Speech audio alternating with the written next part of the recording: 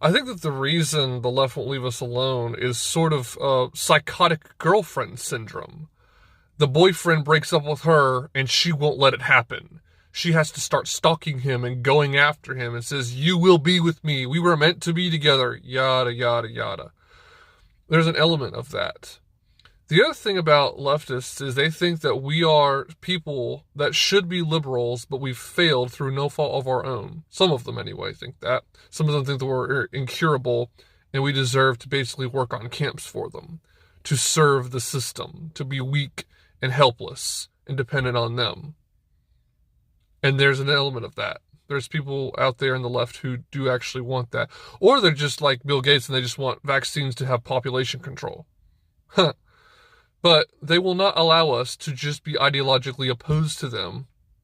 And it's becoming very clear that they're very opposed to that. Like, for example, there's been leftists openly endorsing using anti-democratic methods to keep Trump out of office. I've seen them. I've heard their arguments. I'm not going to name names because I don't particularly like these people. Don't want to throw people towards their way. Don't want to continue to generate followers for them. But they want police or the military used against Trump supporters or Donald Trump himself, because they say we have to have these protections on democracy. They're not content to just have people vote a different way and every now and then they lose an election.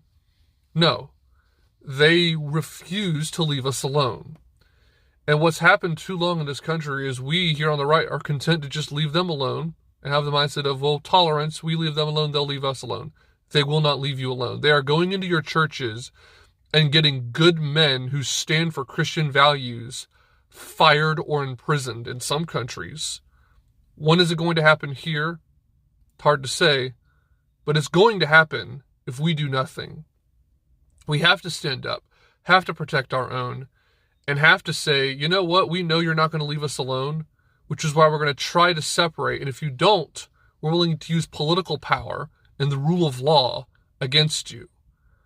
This is not the Lord of the Rings where Boromir is on the one side and he's irrational and Frodo and Gandalf are on the rational side. The opposite is true. Government power is not the ring. Government power is the way that we have to win. And we can do it morally and legally and constitutionally, by the way.